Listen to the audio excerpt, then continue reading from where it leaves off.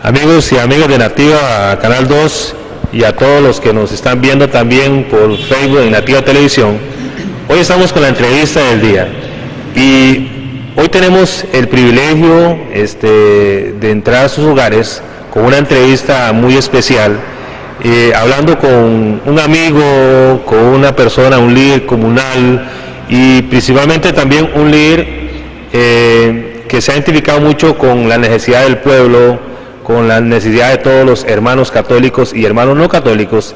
Entonces hoy tenemos el privilegio de entrevistar, de estar en una entrevista especial con el Padre Manuel. Así que bienvenido a la cámara, a su canal 2 Nativa. Sí, agradecer a Nativa por este espacio que nos regala, de poder pues dar a conocer un poco de lo que es mi vida. Quizás muchos conocen la parte meramente pastoral que uno hace o lo identifican como cuando dicen vamos a ir a jugar al gimnasio del Padre, ¿verdad? Algo así generalizado, pero hay una parte humana mía que mucha gente no conoce y pues lógicamente hay muchos detalles que ya son muy míos, ¿verdad? Que eso sí no van a salir a la luz porque todos tenemos derecho a la parte íntima. Pero sí, claro, yo pues hay gente que dice yo no tengo nada que esconder a nivel judicial o a nivel moral. Pues sí, todos tenemos cosas muy privadas. Creo que a veces yo le digo a la gente que, y así lo hemos vivido, por lo menos en el caso mío, que mi papá murió hace años y sin embargo nunca se dio cuenta de muchas cosas que uno hizo porque, lógicamente, no porque no le convenía decirlo, sino porque son parte de la conciencia de uno, lo más sagrado que uno tiene. Sin embargo, pues yo voy a tratar de ser lo más objetivo posible, y en este caso subjetivo, ¿verdad? Porque es algo muy personal mío. Lógicamente con sus limitaciones, ¿verdad? Ya a alguien que sea amigo de uno, pues sí podría abrirse un poco más, también cuidando a veces y poniendo límites, porque también uno no se puede abrir a todo el mundo y hay gente que no es fiel a la parte de uno. De agradecer de antemano, ¿verdad? No, como todos bueno, yo he visto mucho y muchos hemos visto al Padre Manuel para allá y para acá, juntando basura cuando son las fiestas de San Pedro, 4 de la mañana, ahí lo ve uno cargando las bolsonas de basura y el trabajo muy importante que ha hecho a nivel de la comunidad también. Pero queremos conocer un poquito sobre quién es el Padre Manuel, de a dónde viene, si tiene hermanos también, es importante saber y conocer un poquito del Padre. Sí, bueno, yo nací en el 18 de junio, por cierto, yo ahorita cumplo años, de 1962, voy a cumplir 54 años. Nací de una familia totalmente campesina aquí en San Pablo de Platanares y todavía vive mi familia ahí, mi mamá y mis hermanos. Somos 6 hermanos hombres y 3 mujeres. Lógicamente ya todos estamos mayores y en esos tiempos, estamos hablando del año 60, 70, ¿verdad? Que eran otras épocas y muy difícil, lógicamente. Fui a la escuela ahí en mi pueblo. Recuerdo que cuando estaba como con 7 años, que mi mamá me mandó a la escuela, el maestro era muy grande y me pasó alzado. No me di cuenta ni a qué hora estaba yo sentado en un pupitre ahí en el aula, ¿verdad? El primer día de la escuela, que no se le olvida a uno. Y después de eso, pues siempre voy a mezclar un poquito las cosas, no importa. Yo creo que cuando eso era de costumbre que llegaran misioneros. Tal vez usted, la gente mayor, se acuerda que venían gente de España, por cierto eran muy bravos los misioneros, ¿verdad? Llegaban misioneros a los pueblitos y cuando es una misión era una fiesta, no había luz eléctrica, no había tampoco nada, televisión, menos teléfono, por Dios, no había nada. Una carta duraba 2 o 3 meses para que llegara al destinatario. Y entonces las benditas misiones, allá por el año 70 o antes, eran famosas y era la fiesta del pueblo. A todo el mundo iba a la fiesta a comer tamales, a todo. Entonces llegaron unos misioneros allá por mi pueblo. En ese tiempo yo quizás tenía 7, 8 años, estamos hablando de años 70, 72. Y a mí me inspiró mucho ver un misionero que ni me acuerdo la verdad el nombre de él, eran varios, y me llamó la atención. Entonces yo dije, bueno, qué bonito sería ser sacerdote, ¿verdad? Eso fue lo que dije. Ahí empezó, creo, y ahí nació mi vocación un poco.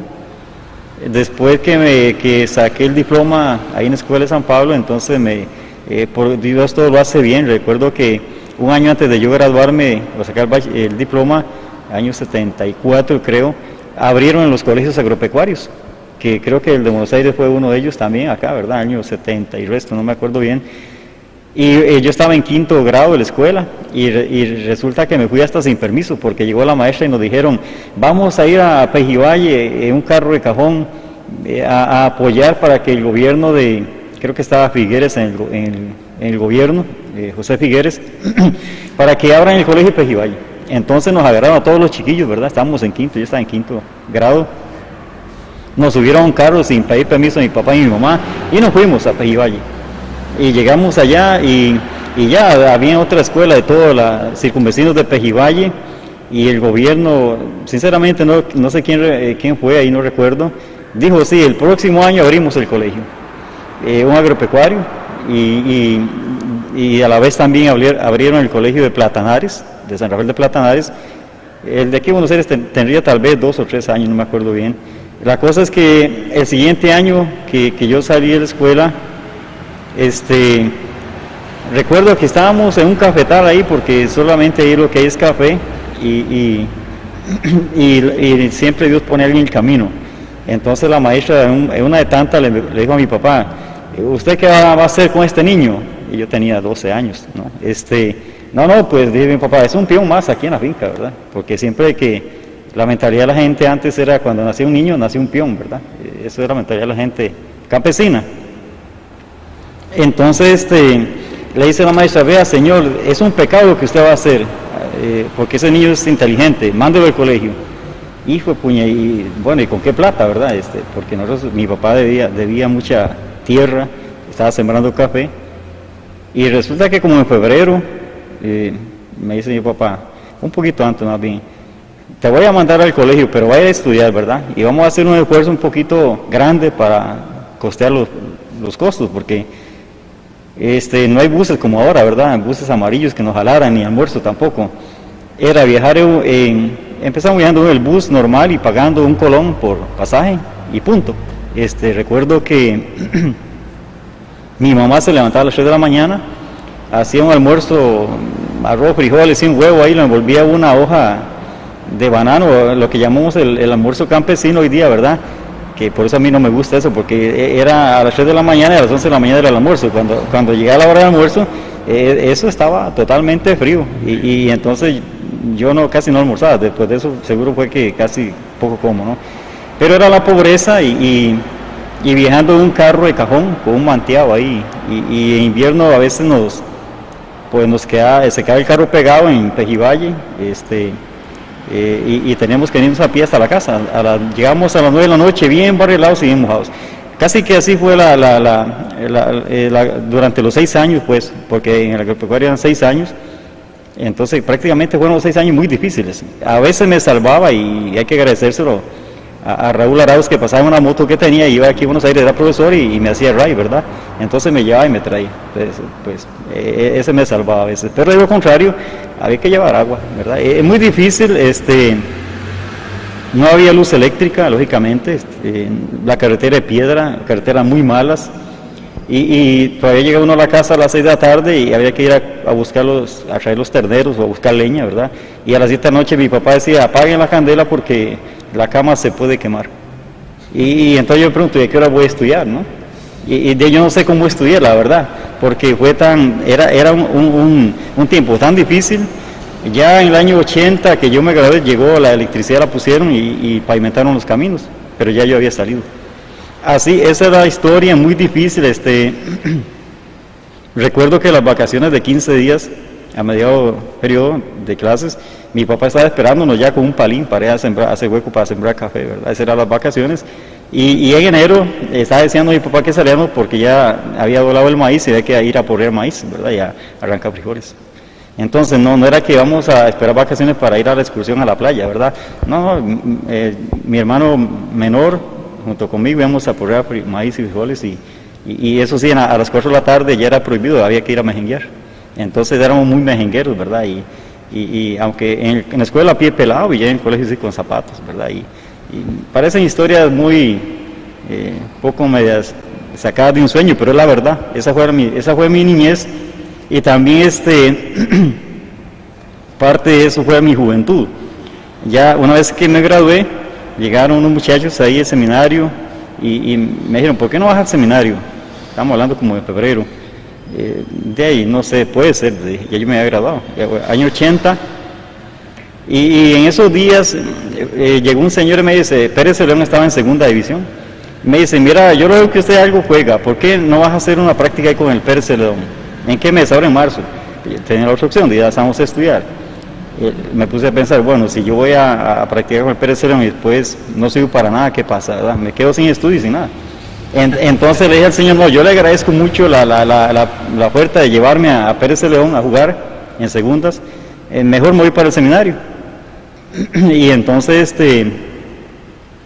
unos días antes fui a hacer una experiencia de seminario, a conocer Paso Ancho, y yo creo que a conocer San José, porque yo nunca había ido a San José, estamos hablando del año 80, y llegué, habían compañeros de todo el país, ¿verdad?, ahí a nivel de iglesia, y en eso algo me llamó la atención, ¿verdad? Y entonces llegué, sin embargo llegué y le dije a mis papás, voy a llevar poquita ropa, porque yo creo que quizá una semana y yo para atrás otra vez, ¿verdad? Si no me hallo. No, y llegué y me quedé, hice de ambiente, sí, en el año 1983, a final de año, yo estaba en tercer año de seminario y murió mi papá. Y entonces tuve que salir un año porque la familia dependía de él, lógicamente, ¿verdad? Entonces quedamos totalmente muy dispersos y muy a la deriva en ese sentido. Entonces me vine para la casa. Un año estuve fuera, 1984, volví a reintegrarme en el 85, San José, y me ordené sacerdote en el año 1987. Y ya después viene otra experiencia, ¿verdad? Que ya totalmente diferente, como que me cambiaron un cambio totalmente en mi vida, ¿no? Resulta que después de la ordenación, que fue el 28 de noviembre de 1987, este año cumplo 29 años de ser sacerdote, pues me mandaron a Palmar Norte ahí con otro compañero, estamos hablando del año 87, ¿no?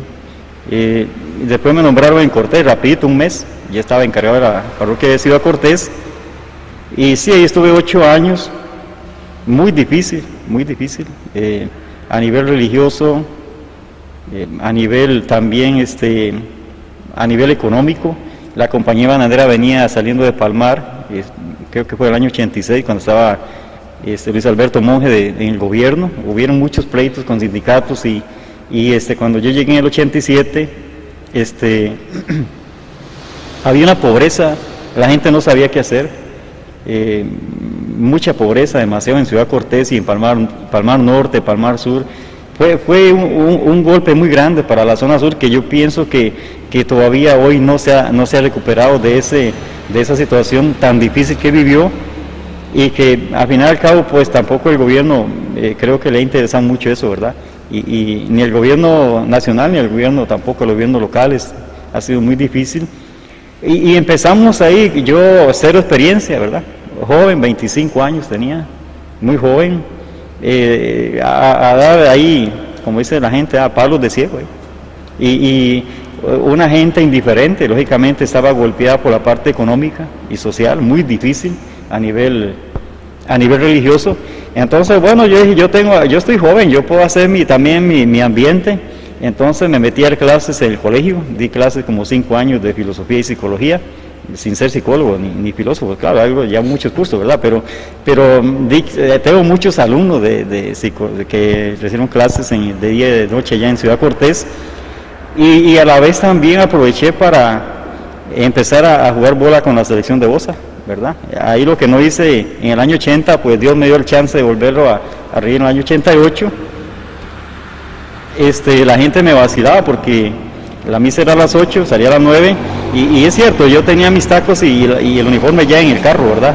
Antes de la misa, y todavía me molestan ahí en Cortés porque decían que la misa de 45 minutos y a jugar bola, sí, a veces nos íbamos cuando yo eliminatoria nos íbamos a Puerto Jiménez, a Coto 47, a Laurel, por donde no anduvimos jugando bola, ¿verdad? Y bueno, por todo lado, y después también, aunado a eso, me conseguí 2 lanchas para andar pescando. Entonces mi vida transcurría entre la iglesia, que no era mucho tiempo que le dedicaba, entre la selección de Bosa, el colegio, y claro, no tenía tiempo, ¿verdad? Y la pesca. Entonces, era un ambiente bien bonito, y tenía más, además la juventud, que me daba chance para moverme bien. Mucha gente tal vez recuerda cuando eso la costanera no existía, entonces había que ir a giras casi hasta Ubita, pasando 3-4 ríos por dentro, a la orilla de la playa. Muchas veces me tuve que volver dando la vuelta por Pérez Celedón porque la marea se llenaba y no había paso, ¿verdad?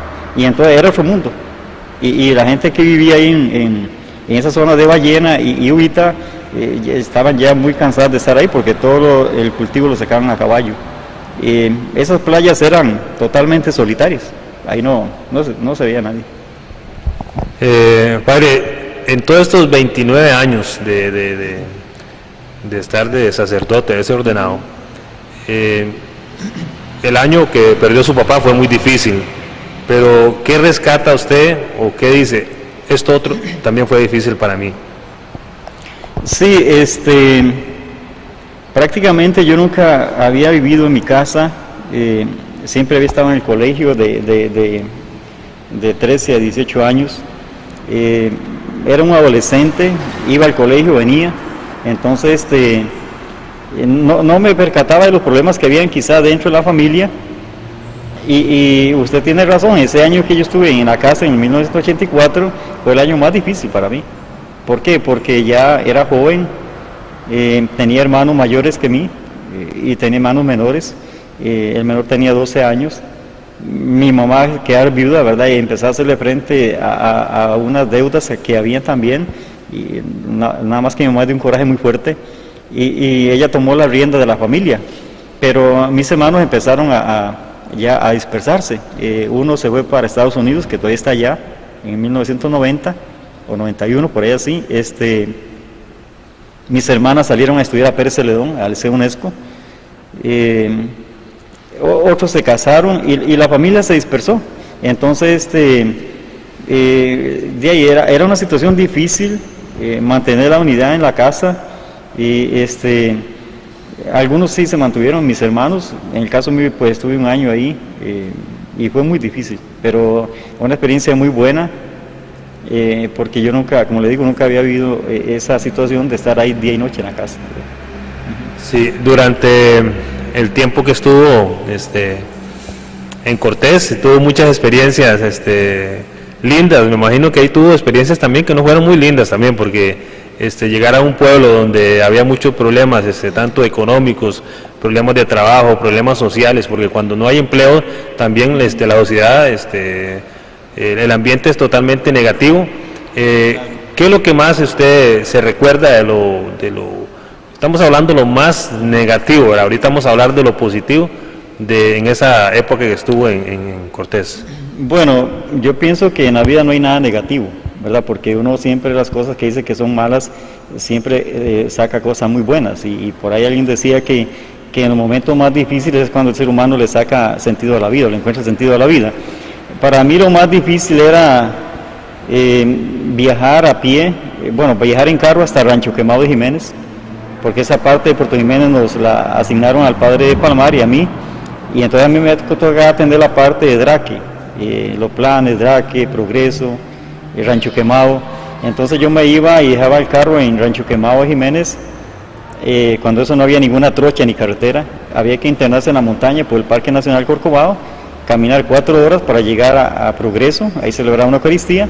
Me iba a caballo hasta Draque, y después en Draque, y después me quedaba durmiendo en los planes, que es la parte como la espalda del Parque Nacional Corcovado. Iba siempre solo, y de ahí se escuchaba de todo, ¿verdad? En esas montañas, unas montañas inmensas, miles de hectáreas ahí. Siempre iba solo, y a veces un señor me mandaba un muchacho a toparme, pero era mudo, y entonces yo quedaba igual, ¿no? Nada, y una picada que ni el caballo pasaba, y entonces era bien difícil, ¿verdad? Y me tocaba cada mes, y eran 2 días de gira, y hay que llevar de todo, plástico, sábana, paño y de todo, porque allá en la casa donde me quedaba, en los planes, hay mucha gente que quizá conoce ahí, de ahí eso no había nadie, prácticamente eran 2 o 3 familias que llegaban a la misa, y en Draque Yo creo que todavía pasa, después de caminar 4 horas a pie y quizás 2 a caballo, te llegaban 6 personas a la Eucaristía. Entonces y uno joven, yo me podía pensar, y valdrá la pena venir aquí por 6 personas, ¿verdad? Tan lejos eso. Y después a los planes peor todavía, ¿verdad? Y otra experiencia muy difícil, una vez sí la viví, fue que había un señor ahí que era el medio de transporte de Sierpe a Draque. Ese señor se llamaba Zenón, no sé qué apellido era. Y seguro viéndome a mí afligido ahí, un día me dice, padre, no viaje a pie por Rancho Quemado, yo te voy a llevar en bote, y usted nada más deja el carrito en Sierpe, y yo te subo en mi bote y vamos a Draque. Un día yo pensaba que era una lancha, como lo que son los gringos, ¿verdad? Cuando llego y ya veo el bote de madera, y ese no era el problema, el motor muy pequeñito, ¿sí? Cuando empieza a echarle gente a ese bendito bote, ¿verdad? Y niños y mujeres y mercadería, hasta gallinas llevaban. Bueno, le faltaba menos de una cuarta al agua para meterse al bote, y llegamos a la Boca de Sierpe. Los que han pasado por ahí tal vez podrían hablar de eso, ¿verdad? Ahí estuvimos media hora y no podíamos pasar. Y las señoras gritaban cuando veían las olas venir, ¿verdad? Y bueno, para no cansar, primera y última vez. Nunca más con ese señor. Yo creo que no más transporte, ¿no? No, ya creo que se murió el señor, porque hace mucho de eso. Pero fue terrible, una experiencia muy dura en el sentido de desesperación de la gente, ¿verdad? Y la otra experiencia que también ya sí me marcó para toda la vida fue, creo que en octubre de 1988, cuando pasó el huracán Juana, que arrasó ahí. Yo recuerdo, hay gente que tiene fotos todavía, por el frente del templo ahí católico y por todas las cuadras del parque andamos en una panga a la 1, 2 de la tarde. Pasábamos por todo lado en panga, tenía como casi 2 metros de profundidad el agua. La casilla cural que había de madera quedó inundada en barro.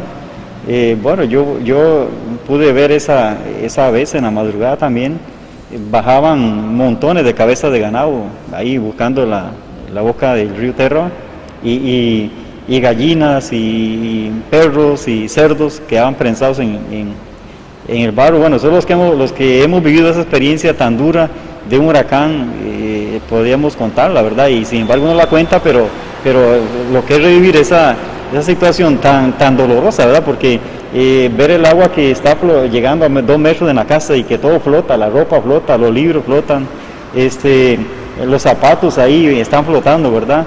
Y después de que pasa todo eso, llegar a la casa y ver medio metro de barro y empezar a limpiar eso que queda bien podrido todo, es muy duro, es bien duro, ¿verdad? Y todavía los negocios con el agua y todo, bueno, nos agarró desprevenidos. Yo recuerdo que a las 10 de la noche dijeron se está llenando el pueblo, y no habían pasado 2 horas cuando ya el pueblo tenía 2 metros de agua, ¿verdad? Y ese día, amanecer domingo, no hubo ni Eucaristía ni nada de esto, y nos llevamos varios días de eso. Se cayó el puente de Balsar y ya no teníamos salida porque no había puentes para salir. Entonces llegaban las avionetas a Palmar Sur y dejaban ropa y comida. Había que esperar que el río bajara, el Balsar, para ir a traer la ropa y después repartirla. Y yo no tenía experiencia en nada, no tenía ni siquiera un año de ser sacerdote, y toda la gente le cae encima a uno, padre, ¿y a dónde hay comida? ¿Y a dónde hay ropa y medicinas? Yo recuerdo que pasé como 8 días durmiendo en el carro. Tenía los dedos de los pies ya bien hinchados de los hongos, ¿verdad? Y la humedad. Y son experiencias que uno pasa. Y esta carretera aquí al sur quedó destruida. Aquí en Catarata el río pegó al paredón. Yo no sé si tal vez algunos pueden recordar eso. Tuvieron que hacer la nueva, prácticamente no era la carretera. Y ese río Terra, pues yo nunca lo he visto igual, ¿verdad? Daba miedo. Y casas que estaban a la orilla del camino ahí en Vergel, Cañablancal, no quedó ni una. Y bueno, eso fue un desastre. Y entonces, esa fue una experiencia más dura, pero también me ayudó a conocer más a la gente, ¿verdad? Compartir comida, alimentos, gente que ayudó mucho, gente de Pérez de León, de otras partes del país que ayudaron mucho acá a la zona sur. Y fue una experiencia buena, yo pienso, muy buena para mí.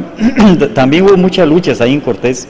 Una de las luchas también que dimos muchas veces cerrando el puente de Palmar Sur fue la lucha con el hospital, el Tomás Casas, que era una casa vieja y que para esa inundación quedó totalmente lleno, ¿verdad?, de agua, y la necesidad de hacer un hospital nuevo, y había muchas cosas ahí por medio, Yo creo que yo tengo también derecho a decir que ese hospital nuevo se construyó por un esfuerzo que yo hice, porque a veces nos cerramos el puente aquí en Palmar Sur y eran las 2, 3 de la mañana y estábamos, ¿verdad?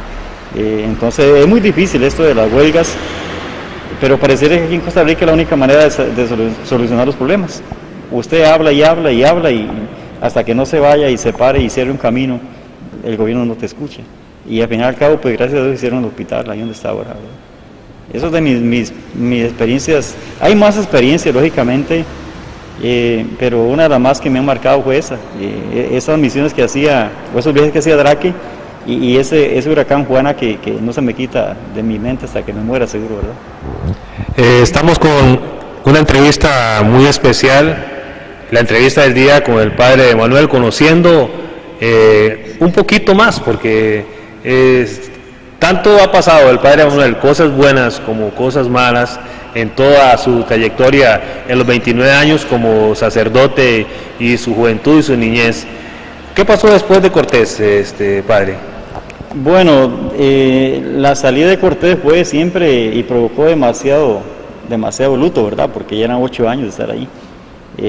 Renunciar al colegio, en ese momento la selección de Osa iba a primera división, renunciar a la selección, renunciar a mis barcas, ¿verdad? a mis pangas de pesca, regalé todos los instrumentos de pesca, por cierto, porque me mandaron a San Pablo de León Cortés, una zona totalmente cafetalera y bueno, totalmente diferente, ¿verdad? La gente ya con un nivel de vida diferente, mucha gente de esa zona está en Estados Unidos, entonces a nivel religioso totalmente distinto, ¿verdad? Una gente que respondía más o responde más y a nivel pues económico también. Fue la otra cara de la moneda y yo creo que ahí fue donde empezamos bueno, a pesar de que en Cortés también se lograron algunas cosas a nivel económico, se construyó la casa cural, hicimos un redondel ahí y eran unas pistolas inmensas de toros ahí en Cortés, ¿verdad? También eso era una parte positiva, la gente ayudaba mucho y todavía recuerda a la gente esas fiestas de Cortés, ¿verdad? Y ya en San Pablo de León Cortés ya era diferente, ya ahí otro mundo, otro ambiente y bueno, pasaron 3 años en San Pablo, la gente buena, la gente responde, también se lograron muchas cosas a nivel económico y bueno, después de ahí ya me cambiaron a la parroquia de San Ramón Sur. Yo ya tenía 13 años de ser sacerdote, pero sí sentí un bajonazo, ¿verdad? En el cambio, ya sí me sentí humanamente y a nivel vocacional que se me cayó un poquito el ánimo. Entonces pedí una tregua ahí al obispo, le dije, yo tengo derecho a un año sabático. Y un año sabático es un año que uno pide después de ciertos años de estar ejerciendo y que tienen que dárselo a la iglesia. La cosa es que pedí un año sabático y tomé la decisión de irme para Estados Unidos, que ya estaba mi hermano, y bueno, me quedé 7 años, ¿verdad? Y allá en Estados Unidos es otra historia, ya totalmente diferente. Nunca he estado suspendido en la iglesia católica, siempre he tenido luz verde para ejercer el ministerio, nunca me han prohibido, eso que quede claro, porque tal vez alguien va a pensar, es que se fue porque lo echaron o tenía algún problema. No, creo que así fue la experiencia. Más bien allá unos sacerdotes franciscanos querían que yo me quedara en la parroquia con ellos, pero yo dije, no, si más bien vengo saliendo de esto, más bien no quiero eso. Puedo ayudarles a celebrar misa o Eucaristía de vez en cuando, pero yo quiero tener una experiencia más aparte de lo que es la iglesia, ¿verdad? Ahí pues antes de irme, yo le dije al jefe, al obispo, en enero, le digo, el 31 de marzo yo me voy. Y de hecho yo tenía visa, ya tenía mis dólares ahí también, ¿verdad? Economizados. Ya había hecho todos los contactos en Miami, donde me iba a quedar un agente, iba a sacar la licencia de camión, de tráiler, porque siempre me gustó eso también, ¿verdad? Y entonces llegué a Estados Unidos en marzo, me llevé 3 meses para aprender a manejar camión, tráiler, ahí en una escuela de cubanos, cuando eso era más fácil porque era el año 2000, estamos hablando del año 2000, y después de aprender a manejar tráiler, venía la otra etapa, a los 3 meses saqué la licencia, me dio la licencia, pues lógicamente no sabía mucho inglés, ¿verdad? Y las carreteras allá hay que usar mapa, ¿verdad? No es como aquí que usted va y viene y pregunta, y sí, allá por el palo de mango le dan la dirección, no, allá hay que usar mapa. Sí. Y entonces, después de ahí me fui para Nueva Jersey, En Nueva Jersey estuve un mes viajando con un muchacho aquí de San Vito, se llama Santiago, no, nunca más lo he vuelto a ver. Un mes ahí sin ganar un 5, ¿verdad? Conociendo rutas en Nueva York. Bueno, al final dije yo, bueno, si no me echo al agua, voy a seguir aquí de copiloto, ¿no? Y aprendiendo, y no voy a ganarme un 5, ¿no? Y ya he invertido mucha plata en la escuela, porque en la escuela hay que invertir. Y entonces me eché al agua y quizás un poco imprudente, aunque nunca sentí tampoco miedo, me puse a jalar contenedores de los puertos de Nueva York y Nueva Jersey. Y no me da vergüenza decirlo, muchas veces tuve que parar y preguntar por dónde salgo aquí en el puerto, ¿verdad? Porque ese es un mundo, o sea, un mundo diferente, todo en inglés. A la hora de entrar, a la hora de salir, te dan un número, ahí le dicen, vaya y parque el contenedor a tal número, y eso puede ser 50 manzanas, 50 hectáreas de parqueo, y hay que buscar el número por letra y después y donde apenas cabe la caja el contenedor. Bueno, yo soy flaco y yo recuerdo que esa vez pesaba como 120 libras, ¿verdad? No sabía bien inglés, no conocía las carreteras, manejar el camión era muy difícil, ¿verdad? Porque es muy grande. Así pasé como 3 años y bueno, de día me tocaba ir al puerto a meter mercadería y sacar contenedores vacíos para ir de noche a Nueva York a cargar cartón en Nueva York, en Brooklyn, y todos los días pasaba el Holland Tunnel y el Lincoln Tunnel, ¿verdad? Me conocí en Nueva York como mi mano. Ya al final casi no ocupaba el mapa para ir a algún lado. Recuerdo que en 2001, después de las Torres Gemelas, yo estaba allá. Yo pasaba ahí, eso echaba humo, olía feo. Y después me mandaban a dejar hierro, ya cuando empezaban a reconstruirla, ahí a las Torres Gemelas, que es el corazón de Nueva York, ¿verdad? Entonces, pues, todos los puentes ahí, el Manhattan Bridge, el Brooklyn Bridge, el Verrazano Bridge, todos los conocí bien, y pasaba ya toda la noche, eran 3 o 4 viajes de Brooklyn a Nueva Jersey, y de New Jersey a Brooklyn, y después de eso ya yo estaba cansado. Entonces le dije a la señora, que era una cubana, le dije, yo voy a cambiar de trabajo, voy a ponerme a jalar mejor basura, porque allá en Estados Unidos se jala la basura allá se llama flatbed, en una cama, ¿verdad? Aquí no sé cómo se llama eso, ¿cómo se llama? Una plataforma, diríamos. Y entonces empecé a jalar basura, estoy como un año de Nueva York a Virginia, y de Virginia a Nueva York jalaba, y a Connecticut jalaba madera, ¿verdad? Y iba cargado. Me pagaban, pues, un detallillo, $1,000 por semana. Pero después digo, no, voy a abrir más el horizonte. Entonces ya me metí a jalar mercadería de Nueva York a California, de lado a lado. Ahí me llevaba 4 días para allá y 4 días de regreso. Ahí sí me pagaban más, me pagaban $2,000 por viaje, 1,000 para allá y 1,000 de regreso. De hecho yo ganaba $6,000 por mes, ¿verdad? Es mucho dinero. Pero vivía muy cansado y a veces pasaba 8 días o más en el camión. Pero sí conocí 42 estados, yo conozco más Estados Unidos que un gringo. A Las Vegas fui muchas veces, a Miami, aquí a Michigan, a todo lado, pues, a Phoenix, a Arizona. Llegué a 1 milla de la frontera con Canadá, toda la parte norte de Estados Unidos la conozco, lo que es Maine, New Hampshire, bueno, muchas cosas. Boston, muy bonito, ciudades muy bonitas.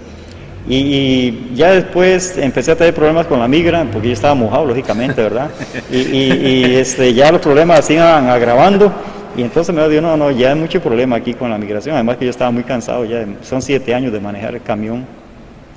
Tenía mi camión, lo vendí, y tomé la decisión de regresar, pero en esos 7 años conocí mucha gente en Estados Unidos, gente hispana que llega allá, gente de todo el mundo.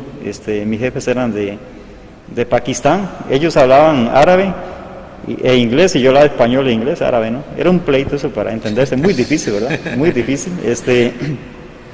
Así estuve.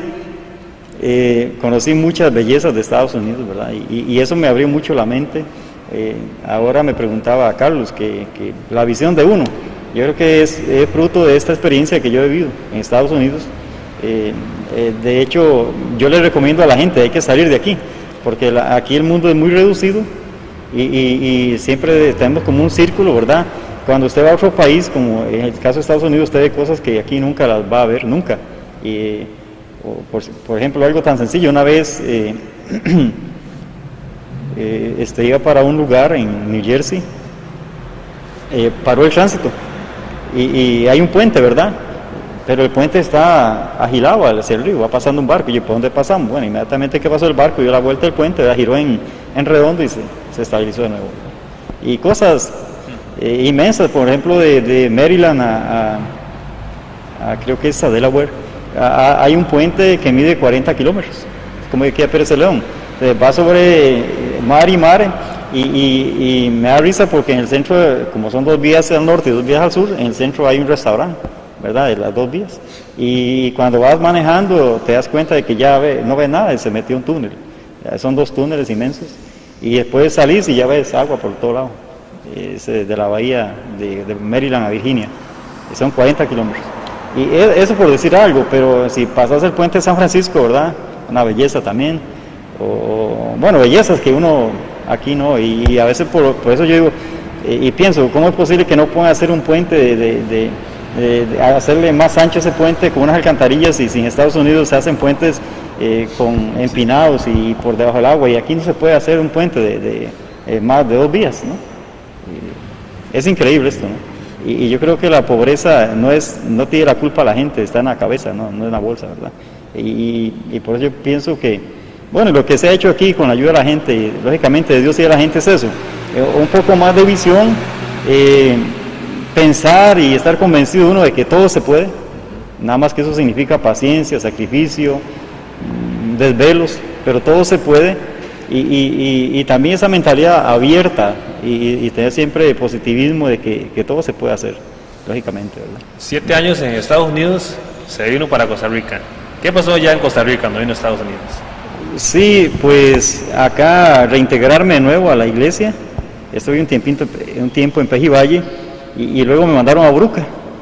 Y bueno, Boruca otra situación totalmente diferente, ¿verdad? Yo había conocido los indígenas allá en Colorado, no, en Nuevo México. Allá hay indígenas también que manejan sus negocios, pero ya aquí los indígenas es otra cosa, ¿verdad? Llegué a Boruca y yo me adapté de nuevo rápido a la iglesia, pues ya había estado 13 años acá. Estuve 1 año y 9 meses en Boruca, ahí pues en Boruca no hay nada que hacer, ¿verdad? Tomar chicha, guaro y hacer niños, de lo que hay ahí nada más. Entonces tuve la idea de construir un gimnasio y gracias a Alice que nos ayudó mucho, al proyecto de aquí nos ayudó para hacer ese gimnasio, y ahí sacamos mucha gente de las drogas y del alcoholismo y de la prostitución, mujeres y hombres. Todavía agradecen ese proyecto en Boruca, y se hizo la casa, se hicieron algunas cosas en beneficio de la gente. Yo creo que uno tiene que entender que la iglesia no solamente estar metido en el templo rezando, es parte de, pero sí estoy convencido de que una fe madura lleva a la gente a comprometerse. Y ya después de Boruca, pues me pasaron para acá, en el año 2010, y yo pensé un momento, en Buenos Aires no hay nada que hacer ya, porque ahí el templo es grande y todo, pero no, hay mucho que hacer, ¿verdad? Y ellas son problemáticas de otro tipo, ¿verdad? Yo creo que tanto a nivel estructural, no, aunque sí aquí en Buenos Aires faltan muchas cosas de infraestructura. Yo creo que hay que pensar en un futuro en muchas cosas, y eso también ayuda mucho a la madurez de la comunidad. Cuando llegó a Buenos Aires, que es donde queremos también ampliar un poquito más el tema, ¿cómo surgió la idea de un gimnasio? ¿Cómo surgió la idea de las instalaciones de aquí, el salón parroquial, y debido a qué? Bueno, yo pienso que uno tiene que ser autocrítico, ¿verdad? O sea, uno tiene que pensar qué estoy haciendo por el pueblo, y me imagino que a los pastores igual, y a los compañeros también les pasará. Es muy fácil criticar desde un ambón ahí en el templo, pero es muy difícil hacer. Entonces yo siempre creo, bueno, si yo critico, yo tengo que ver qué hago, ¿verdad? Y entonces el gimnasio, gracias a Dios había esa plazoleta ahí, ¿verdad? Que estaba desocupada, y lo que se me ocurrió fue eso, un gimnasio para que sea como un multiuso, tanto que nos ayude a nivel pastoral o espiritual y también a nivel social. Y bueno, así surgió la idea. Recuerdo que cuando el alcalde era Feliciano, y lo primero que hicimos fue chorrear la losa, ¿verdad? Que es una gran cosa porque mucha gente nos ayudó. Pero dijo Feliciano, mira, 2 años y eso está techado, ¿verdad? Le dijo a Fello. Y no pasaron 2 años, menos, 1 año ya estaba techado. Porque Feliciano me había conocido en Boruca. Y entonces, hay cosas muy buenas. Aquí, digamos, aquí en Buenos Aires hay cosas muy buenas de la gente. Por ejemplo, si ustedes van a la municipalidad, no es por criticar a la municipalidad jamás, las que pasaron, nosotros no tenemos donaciones para el gimnasio ni un blog. O sea, todas esas cosas, ni ayuda extranjera, todo se ha hecho con ayuda de aquí de la gente. Gente que ha regalado mucho dinero, $500,000, $1 millón, gente que ha dado también muchos materiales y así se han hecho las cosas. Entonces yo siempre he creído que una comunidad, aquí donde quiera, ustedes o uno puede hacer muchas cosas siempre y cuando haya honradez, trabajo, hay que doblar la espalda y también transparencia en las cosas, ¿verdad? Pero también uno como líder, en este caso, tiene que dar también, ¿verdad? Y no solamente dar tiempo, sino también dar incluso económicamente, porque, bueno, tal vez aquí no ha sido tan grande, pero en Boruca sí. Yo venía llegando a Estados Unidos y dejé también mi huella y mi donación, ¿verdad? Entonces, no es significativo, alguito hay que dar. Pero cuando usted cree que hay que cobrar por todo lo que se hace, ya empezó mal. Entonces, por eso me gusta chapear la yarda de la iglesia, porque son economía para la parroquia, además que me gusta limpiar las palmeras, todas estas cosas que son detalles que también uno como y que está al frente de la iglesia o de una comunidad tiene que dar ejemplo, ¿verdad? Entonces por ahí han nacido estos proyectos y también tener visión, por ejemplo, reconstruir las cosas que sean agradables. Aquí no se ha puesto aire acondicionado en el salón porque realmente a veces se usa mal, entonces es mejor evitar eso, pero yo pienso que si la municipalidad en este caso, que es la autoridad local acá, se uniera, Buenos Aires sería excelente y Pérez Celedón sería excelente, ¿no? Desarrollo, pero el problema es que a veces le hacemos caso a las críticas y las críticas nos desaniman.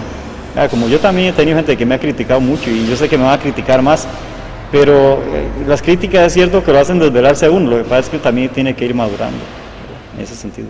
Hablemos de eso, porque siempre en todo proyecto hay gente positiva y gente negativa. Mucha gente dice, bueno, ese gimnasio para nada sirve. Mucha gente dice, no, es que ese gimnasio, ¿qué tan duros son las críticas, verdad, Manuel? Que la gente no, como dice uno, no presta la hacha ni pica leña, ¿verdad? Y qué tan importante también es el apoyo de la comunidad también a todos estos proyectos. Sí, hay gente muy malintencionada, o sea, de hecho, hay gente que tira la crítica y lo hace con veneno, ¿verdad? Son pocas la gente, sí, pero yo creo que lo que más duele en una crítica es cuando usted es inocente y lo hacen pensar cosas que ni siquiera uno ha pensado, ¿verdad? Por ejemplo, poner en entredicho que uno es deshonesto o es ladrón, eso deja mucho que desear. Y gente que está dentro de la misma iglesia, ¿verdad? Yo creo que eso no puede ser. Sería como un ejemplo, nada más, sería como el ingeniero de la municipalidad o el que bota basura que diga, mi jefe es un ladrón, ¿verdad? Eso es muy feo y eso no se puede hacer. Eso duele mucho cuando ponen entredicho la honestidad de uno, sabiendo que antemano uno más bien da, en vez de pensar en recoger o robar. Las críticas son buenas hasta cierto punto. Aquí, hace un ratito les decía a ustedes, hay gente que le pregunta a uno, ¿y usted qué es? ¿Que lava dinero, narcotráfico o qué pasa, no?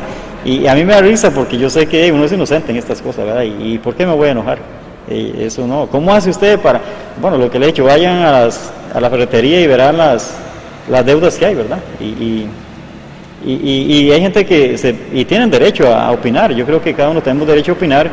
Lo que sí hay que tener mucho cuidado es cuando uno pone en entredicho la honestidad de una persona, sea quien sea, sabiendo de que no es así, ¿verdad? Entonces yo creo que eso sí hay que tener mucho cuidado y también a mí, pues yo también tengo que aprender esto. Uno no puede estar multiplicando comentarios que no son verdaderos. Y después la gente es muy generosa, aquí, ¿verdad? Pero por eso yo no me voy porque la gente sea generosa, yo no me voy a adueñar de lo que no es mío, jamás. Yo creo que si yo estoy en una comunidad tengo que dar la talla, ¿verdad? Y que conste algo, y lo dejo claro, las cosas que se hacen aquí no es para que mi nombre esté resonando para allí y para acá, ¿no? Porque yo sé que toda la gente tiene, o mucha gente tiene aquí su dinero invertido. Y yo siempre he dicho, estas cosas son para toda la comunidad, sin diferencia, ni distinción de credos, ni de razas. Aquí hay encuentros de todo, ustedes son testigos de esto, ¿verdad? Yo nunca he dicho no, siempre he estado dispuesto a velar difuntos, a reunir con discapacitados, a Lina, que es sus cursos ahí, a todo el mundo, pues siempre, a toda la gente que quiera se usa, nada más que lógicamente lleva sus obligaciones, porque se gasta agua, se gasta, es poco lo que se cobra, pero mantenimiento ante todo. Pero yo creo que la gente, yo no sé, hasta hoy podría decir que donde he tenido la oportunidad de hacer más cosas a nivel materialmente hablando es aquí en Buenos Aires. Es una gente también que lo acoge a uno, ¿no? Y una gente que le responde, y eso es bueno, ¿verdad? Yo creo que es muy bueno. Porque mucha gente tiene que entender también que aparte de ser sacerdote, usted es una persona humana, tiene familia, tiene gente, y cuando hablamos, hacemos una crítica que no edifica, estamos dañando también la familia también, porque muchos me decía un pastor, aparte de yo ser pastor, yo soy humano, tengo familia, entonces a mí me pueden dañar como pastor, pero también están dañando mi familia, están dañando mi como ser humano también. Mucha gente siempre me ha preguntado, ¿el sacerdote solo ve la iglesia aquí de Buenos Aires? ¿O cuántas iglesias ustedes visitan a nivel de todos los distritos? Porque un día estuve hablando con una persona y le digo, ¿usted sabe cuántas iglesias visita su sacerdote? No, yo creía que solo aquí. Pero eso es bueno que la gente en la casa también esté enterado cuál es el trabajo de un sacerdote a nivel de comunidad. Sí, digamos, aquí somos dos, se nombra un párroco que es el responsable, el que tiene que dar cuentas al obispo, que es el pastor. Nosotros tenemos 50 pueblos, viajamos muchas distancias, ¿verdad? Mucha bulla, no afecta la bulla. Mucha distancia. Estamos conociendo parte de todo lo que ha pasado sacerdote aquí de la Iglesia Católica, Padre Manuel, y hemos conocido durante la niñez, juventud, que fue mejenguero, fue pescador, pero tal vez muchos jóvenes en la casa tal vez dicen, ¿será que el padre tuvo novia? Entonces, una de esas preguntas, tal vez alguien está ahí en la casita diciendo, ¿tuvo novia o qué pasó con el padre? Bueno, así, novia oficialmente, yo pienso que no, pero yo creo que soy, con el respeto de la gente, ¿verdad? Yo creo que en ese caso soy normal, a mí me gustan las mujeres, ¿verdad? Y lógicamente, pues cuando estaba en el colegio, me gustaban las muchachas, ¿no? Y todavía me gustan las muchachas, las mujeres, lógicamente, ¿verdad? Pero sí se nos pide cierto deber que uno ha prometido a la iglesia, y somos humanos, ¿verdad? Yo creo que aquí lo que se trata es todos los días la lucha, vivir el celibato no es fácil, es bien difícil, es una gracia de Dios, pero cuesta bastante, ¿verdad? Es como el casado que ve mujeres bonitas en la calle y quizás mejores o peores que la esposa, y más cuando esas mujeres empiezan en el caso de las mujeres, fueran hombres también, a provocar, ¿verdad? Entonces yo creo que hoy día, usted es testigo de esto, hoy día el mundo es difícil a nivel sexual, más con las benditas, los teléfonos y las computadoras, ¿verdad? Que ya la carta no dura un mes, 2 meses, ahora es un instante, ya llega, inclusive Estados Unidos, donde quiera que sea, cualquier país. Entonces se nos pide eso, yo me considero normal, una persona normal, pues gracias a Dios, a tendencia ya pedófilas y eso, bueno, no, gracias a Dios no, ¿verdad? Enfermizas, ¿no? Normal, un hombre normal, que Dios me ha regalado una vocación y carismas, claro que sí, pero que tengo que dar testimonio también, claro, que tengo mis pecados también, ¿verdad? Lógicamente no lo voy a decir porque no me voy a confesar públicamente, pero que tengo mis errores también, ¿verdad? Y eso es normal, yo creo que en una persona, entonces yo lo veo y lo asumo, lo importante es asumirlo y cambiar todos los días, ¿verdad? Tal vez a veces puede ser que uno caiga en orgullo o en críticas o en cosas de estas que no son productivas, pero yo creo que todos aquí en este mundo somos pecadores y no tenemos no podemos ni tenemos que avergonzarnos de esto. Somos pecadores, aunque estemos al frente de una parroquia, una iglesia, llámese católica, evangélica, lo que sea, somos pecadores y estamos todos invitados a la conversión todos los días, tanto yo como los pastores o mis compañeros, o el obispo o el papa, todos los días. Entonces yo creo que hay que verlo con normalidad y naturalidad. Es una lucha diaria y yo no sé, yo pienso que el sacerdocio quizás es más llevadero que el matrimonio, ¿verdad? Porque por lo que yo he escuchado y por lo que yo he visto, es mejor ser sacerdote. Bueno, hay que tener vocación también, pero hoy día el matrimonio es bien duro, ¿verdad? Es una institución de la familia, no es fácil. No es fácil, más que hoy día la mujer trabaja y el hombre trabaja también, entonces se ven por ratos y hay hijos también, ¿verdad? Y entonces no es muy fácil, además que el trabajo no es que haya trabajo por todo lado, hay que irse lejos a trabajar. Entonces yo creo que todos estamos llamados a esto y no sé, pasaron 7 años y yo en Estados Unidos tampoco, bueno, seguro ya mucho trabajo, ¿no? Y entonces tampoco me dio por andar ahí, no tenía tiempo para andar buscando mujeres y cosas de estas, ¿no? Aquí también estuve 1 año, me rellegaba y me reintegraba y bueno, ahí estuve cuidando un poco de ganado y entretenido. Yo creo que la sabiduría de uno para evitar muchas cosas es estar ocupado. Sí, y hay principios en la vida que hay que aprenderlos. Allá en Estados Unidos siempre escuché, trate de ser el mejor en lo que usted está, ¿verdad? Entonces yo creo que eso es muy válido. Si usted trabaja, si usted es maestro, si usted es sacerdote, si usted es abogado, trate de ser el mejor. Compita con uno mismo, competir con uno mismo, y eso vale mucho. Y no estar compitiendo con los demás, qué hace el otro, qué no hizo el otro, eso para mí no cuenta.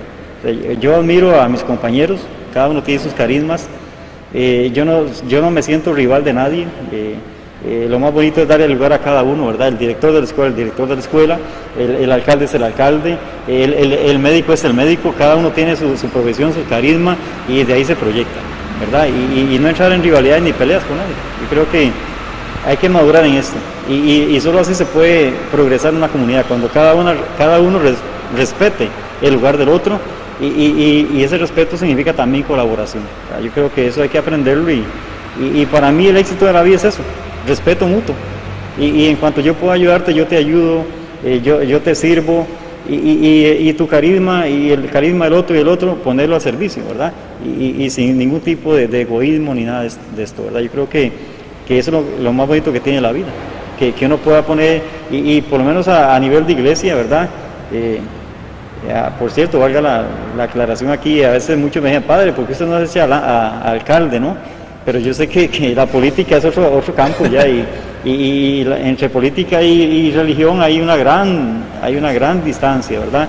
Y ya ahí en la política entran intereses muy personales, ¿verdad? En cambio la iglesia es más llevadera en esto, ¿verdad? No deja de tener sus enemigos, su gente que, incluso de los que están dentro de la iglesia, pero no tienen tanta fuerza como para tomar decisiones así un poco de manera imprudente, a veces subjetivas, que no dejan nada. Padre, ¿qué es lo que más rescata del pueblo de Buenos Aires, con toda la experiencia que ha tenido en los diferentes distritos que ha estado? ¿Qué es lo que más rescata usted del pueblo de Buenos Aires? Bueno, yo creo que es un pueblo muy sencillo, ¿verdad? Es un pueblo muy sencillo, es un pueblo que tiene, a veces me puedo pensar, pero sí hay mucha riqueza, lógicamente mal canalizada, riqueza humana, no estoy hablando de riquezas de naturales, porque también las tiene, ¿verdad? Hay mucha riqueza humana, lamentablemente hay en algunos sectores mucho odio con algunas entre la misma cultura nuestra y la indígena, ¿verdad? Pero hay gente muy valiosa y hay gente muy capaz aquí. Yo creo que el mal de Buenos Aires no es solo de Buenos Aires, la parte negativa es de todo el país, es que no nos unimos, ese es el gran error y al no unirnos nos hace difícil también muchas cosas, como dialogar, respetarnos. Y yo pienso que ahí es donde está, pero en general yo creo que la gente responde, yo creo que a nivel ya también generalizado, la gente desconfía mucho hoy de la gente, ¿verdad? Hemos creado un clima de desconfianza muy grande, ¿no? Y lo que más duele en los pueblos es cuando la gente quiere o trata de buscar el interés personal. A mí me sirve esto aunque el otro no lo haga, ¿verdad? Entonces nos falta un sentido de comunidad más amplio, más sincero, ¿verdad? Yo creo que muchas veces en la parte donde he estado se antepone lo político, lo religioso por lo humano, y eso no puede ser. Yo creo que hay que aprender a ser humanos, y yo por lo menos trato todos los días de ser humano, ¿verdad? Porque primero soy humano, y después soy político, después soy cristiano, o después soy cristiano, después político, después soy ecónomo, médico. Entonces cuando a uno se le olvida que uno es humano, no camina nada bien. Y si yo tomo conciencia de que yo soy humano y además soy cristiano, entonces es una maravilla, ¿verdad? Pero tenemos que aprender a ser humanos y saber que el vecino pasa hambre, necesidad o no tiene trabajo, también es responsabilidad mía en parte, ¿verdad? Entonces yo creo que hay muchas cosas que hacer, hay muchos proyectos. Yo nunca he creído que el gobierno vaya a arreglar ningún problema de los pueblos. Los problemas de los pueblos los arreglan los pueblos. Y en los pueblos hay suficiente capacidad intelectual y económica, conste, ¿verdad?, para arreglar los problemas. No podemos estar viviendo de partidas específicas. Por ejemplo, yo a los pueblos de las comunidades les digo, usted no espere de que la municipalidad te haya una partida y vaya a hacer el templo de todo, con todo y bancas. No, tiene que costarnos a nosotros. Entonces yo creo que esa es parte de la vivencia de un pueblo, y nadie podría decir, Buenos Aires no tiene los recursos para salir de esta situación que vive. Claro que sí, Buenos Aires y cualquier pueblo tiene los recursos suficientes, porque no es el recurso económico, es el recurso humano. Y aquí hay mucho recurso humano que Buenos Aires lo puede explotar, claro, pero hay que buscar quién o cómo tratar de unir esto para salir adelante, ¿verdad? Hay muchos proyectos y un proyecto de estos que a uno lo inquieta, o por lo menos a mí me hace preguntarme muchas cosas del proyecto del ICE, ¿verdad? Tiene muchas cosas, tal vez en un momento dado podríamos hablar de este proyecto del ICE, pero son proyectos que podrían beneficiar mucho a un pueblo como este, igual que los indígenas y otras situaciones que vivimos acá, ¿verdad? Pero primero hay que darse cuenta de lo que yo puedo aportar y no ser mezquino, porque si yo puedo aportar y yo puedo haber llegado a Buenos Aires y yo me conformo con misas, confesiones, pintar la iglesia de vez en cuando está fea y punto, y después hoy es el día libre mío, mañana es el día libre mío. No, yo no tengo día libre. Si hay que ir a chapear, vamos a chapear ahora después de la entrevista, ¿me entiende? Entonces, no ser tacaño. Aquí hay gente muy valiosa, pero tenemos que dar más todavía. O sea, y yo creo que la gente puede dar más, ¿verdad? Sin buscar intereses personales. Cuando la gente busca intereses personales, está matando a la comunidad. Es como decirle, te estoy matando. ¿Por qué? Porque el egoísmo no me deja mirar al otro. En cambio, cuando yo tengo una mente más abierta, una visión de que podemos hacerlo entre varios, y es que no necesita tampoco usted 1000 personas. Yo siempre he dicho, yo en una parroquia, con 2 o 3 cambio la parroquia, ¿verdad? Lógicamente con la ayuda de Dios, pero con 3 personas que haya en Buenos Aires comprometidas, cambia Buenos Aires. Imagínate que 3 personas comprometidas se encargan de juntar la basura, de pintar el parque, son 3 personas nada más. Se encargan de hacer actividades. Entonces 3 personas comprometidas a tiempo completo, pero que sientan de corazón eso, una comunidad cambia. Pero si no hay ni uno, entonces yo siempre pienso, en la iglesia por lo menos yo tengo que estar comprometido, ¿verdad? Y no es que hagan, no, aquí tenemos que hacer todos. Entonces yo pienso eso, y no limitarse a un salario, ¿verdad? Porque hay mucha gente que se limita a un salario. Yo me gano esto y se acabó. No, hay que ver más allá. Aunque no me paguen ni un 5, yo puedo hacerlo. Pero eso también quiero decir para los jóvenes, ¿verdad? Porque los jóvenes a veces son muy conformistas. En vez de estar ayudando, están ahí hablando por teléfono. No, hay que hacer cosas. Es parte de la comunidad. Yo pienso que aquí, ya le digo, hay una gran riqueza, hay muchas cosas y recursos naturales que explotar. Yo siempre en los veranos veo ese río Seibo lleno, la gente buscando el río. ¿Qué cuesta? Puede ser la municipalidad hacer un proyecto recreativo, ¿verdad? Como un polideportivo, con sus piscinas, con sus canchas de tenis, inclusive con su pista atlética, con su pista para bicicletas, en vez de andar aquí calle arriba, calle abajo, que lo pueden matar a uno. ¿Me entiende? Es abrirse un poco, y sí se puede, claro que se puede, vamos a empezar con lo mínimo, que es tener las hectáreas y sembrar árboles de una vez.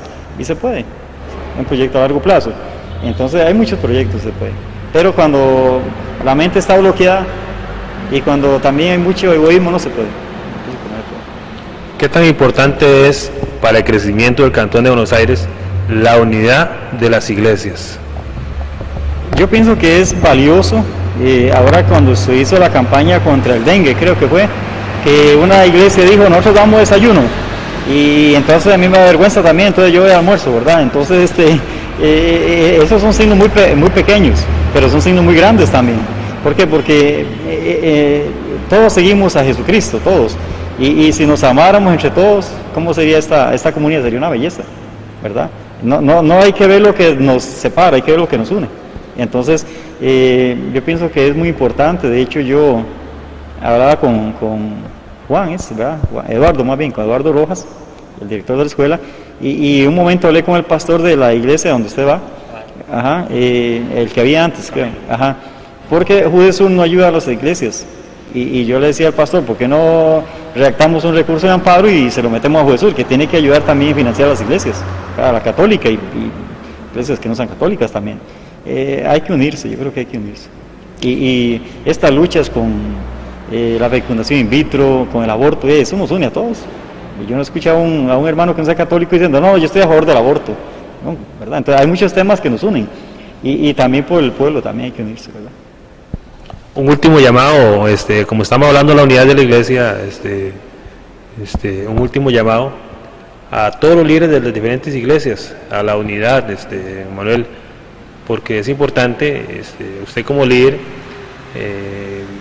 que ellos, porque muchos dicen, como usted dice, unos jalan para un saco, otros jalan para otro saco, pero es importante que todos entendamos que aquí tenemos que unirnos para beneficio del Cantón de Buenos Aires, para beneficio también de esas personas también que no se congregan en ninguna iglesia también. Entonces, hacerle un llamado a ese liderazgo, Manuel.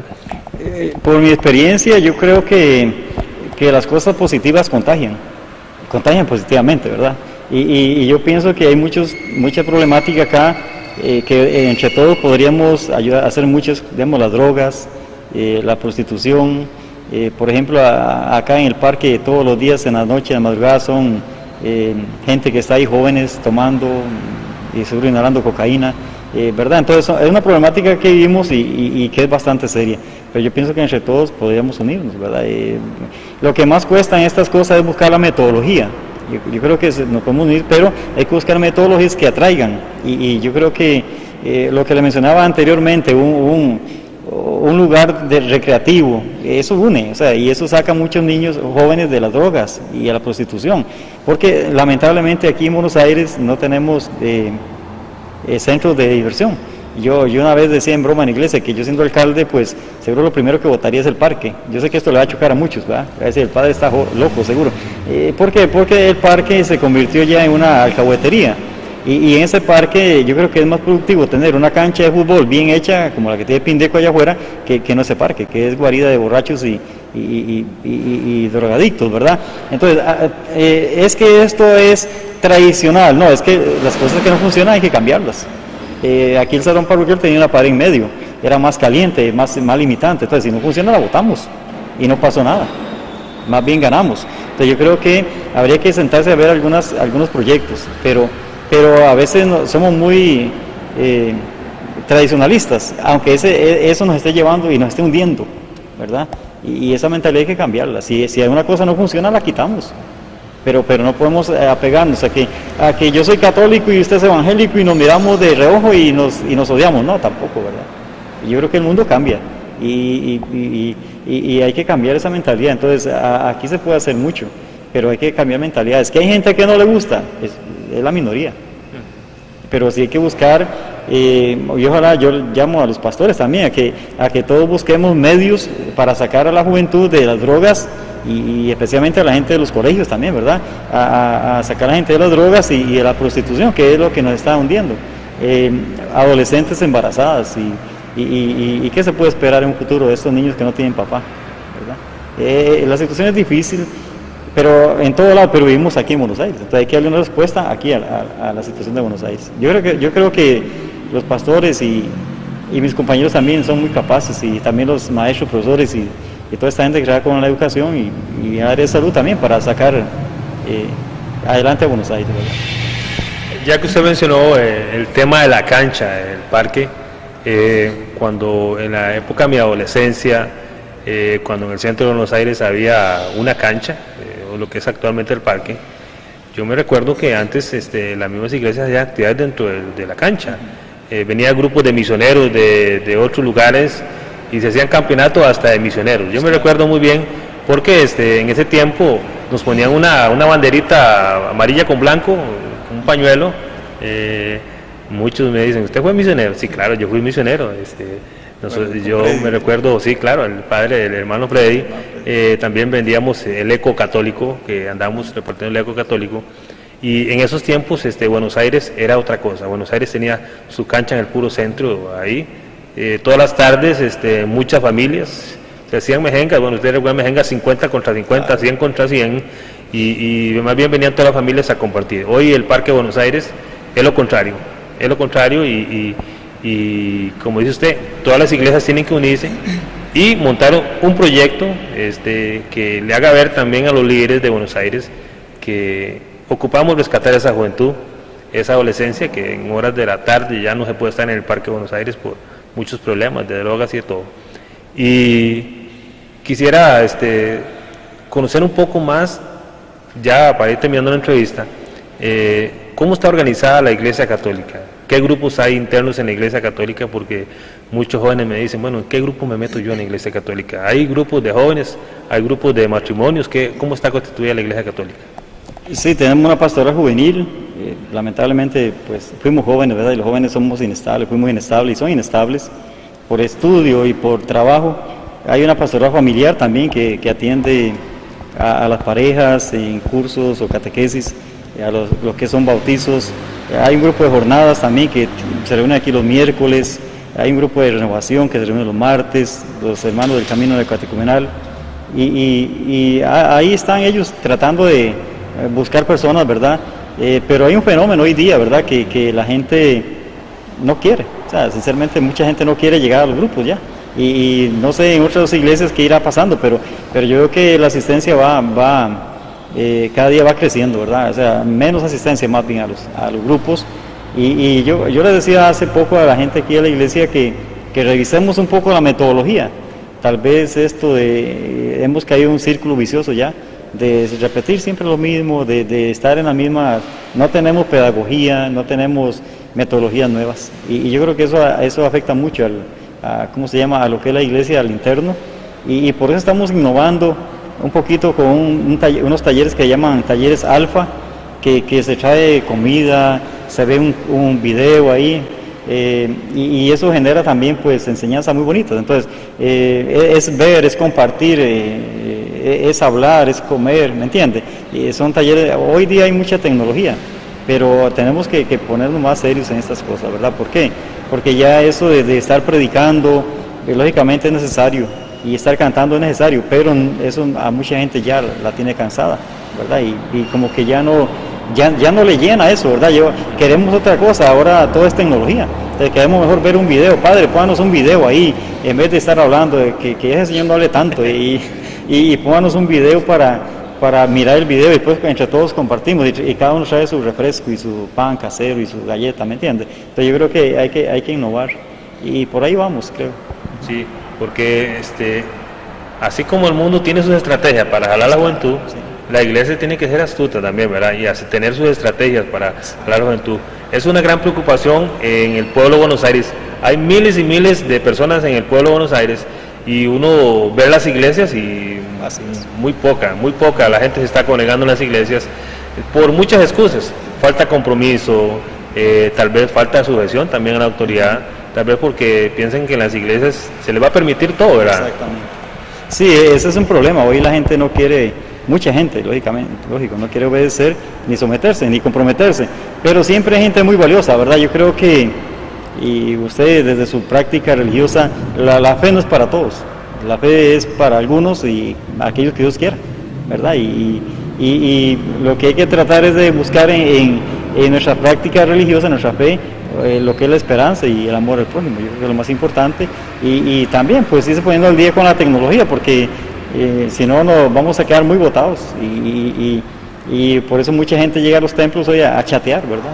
Y lo que menos escucha es a uno ahí, al que está leyendo la palabra, ni predicando, están chateando. Me imagino que eso pasará en todos los templos, ¿verdad? Entonces están chateando ahí, y mientras pasa el culto, mientras pasa la Eucaristía.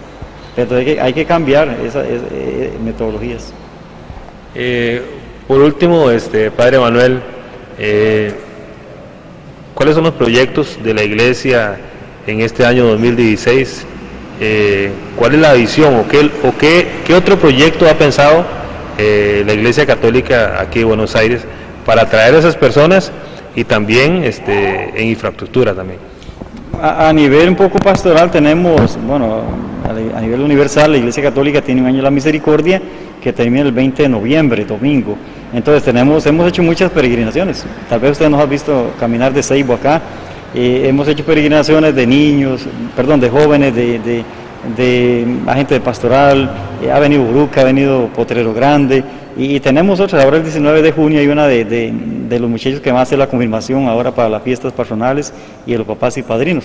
Y así vamos, o sea, tenemos el 21 de agosto, es el Día de la Familia a nivel nacional, entonces vamos a hacer una peregrinación de familias a nivel de Buruca, Potrero y Buenos Aires, es a nivel, un poquito a nivel de pastoral, ¿no? Y a nivel de infraestructura, pues por ahí hay una partida, creo, de como 8 millones para hacer una capilla de velación. Lógicamente lo que más cuesta es dar mantenimiento a lo que hay. Ese gimnasio, usted que cada rato lo estamos pintando, este salón hay que estarlo pintando, las aulas, los techos, y no es un galón de pintura, son 3 estañones de pintura, ¿verdad? Y eso vale su dinero. Entonces estar al día con mobiliario que hay que estar comprando, y entonces entre más uso más se desgasta. Entonces yo creo que por lo menos yo he pensado que hay que dar mantenimiento a lo que hay, que sea bonito. Usted ve el muro ahí alrededor del templo, está bien bonito. Tratar de que la gente que llega a Buenos Aires vea que las cosas de la iglesia pues están bien aseadas y bien ordenadas. Agradecer en gran manera al Padre Manuel por esa entrevista tan especial que tuvimos el día de hoy. No conocíamos, y muchas también en casita dicen, piensan que la vida de un sacerdote, la vida de un padre es nada más andar visitando comunidades, hacer misas,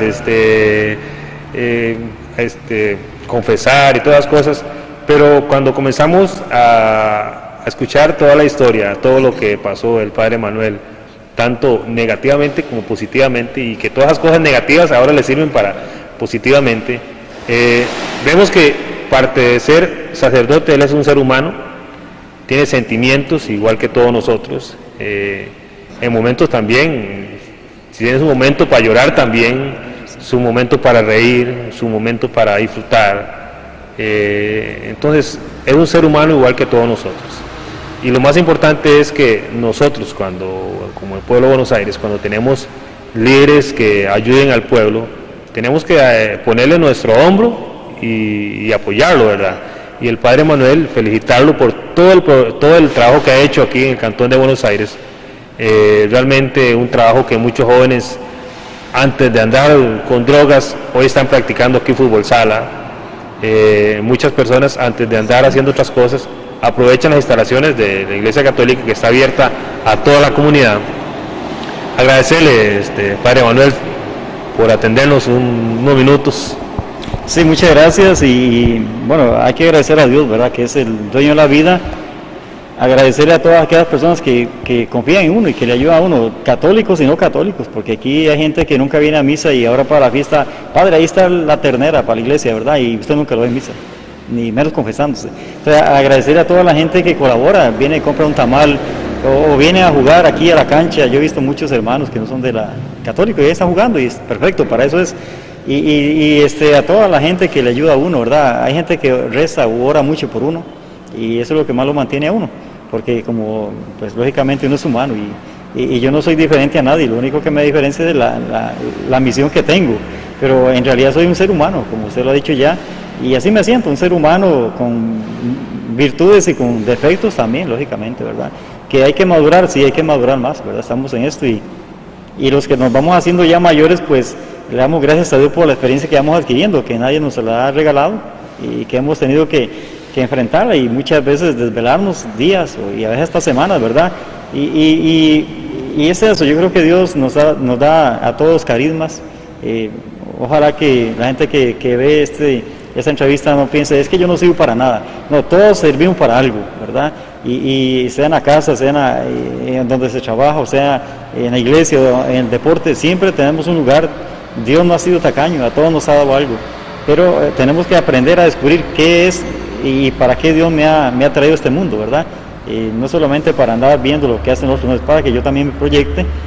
Y entonces así se supera. Y yo creo que lo que sí, pues quiero quedar claro es que lo que se ha hecho acá, no lo he hecho yo solo, lógicamente. Se ha hecho, aquí hay esfuerzo de mucha gente, miles de personas, ¿verdad?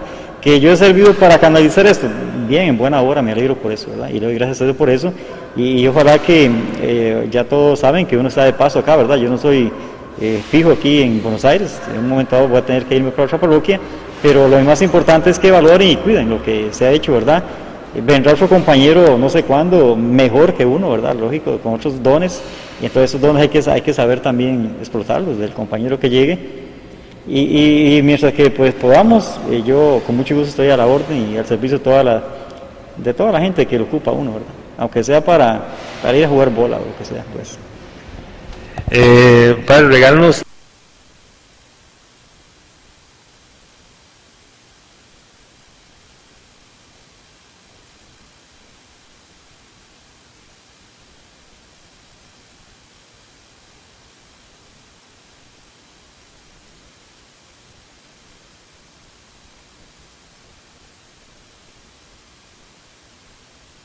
Paso aquí metido siempre, y el número de teléfono de la parroquia es 2730-0136, por si tienen alguna pregunta, a veces que buscan papeles, otra gente que llega y quiere hablar con uno para desahogarse solamente, ¿verdad? Y otros que ocupan a veces el salón, el aula, pueden llegar ahí y llamar al secretario. De 8 a 12 es el horario de oficina y de 1 a 4. Y si no me buscan a mí, yo no tengo ningún problema. Muchas gracias por atendernos el día de hoy.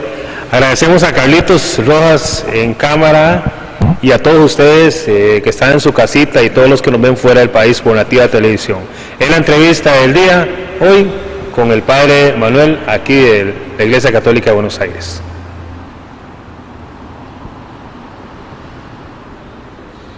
En todos los años que hay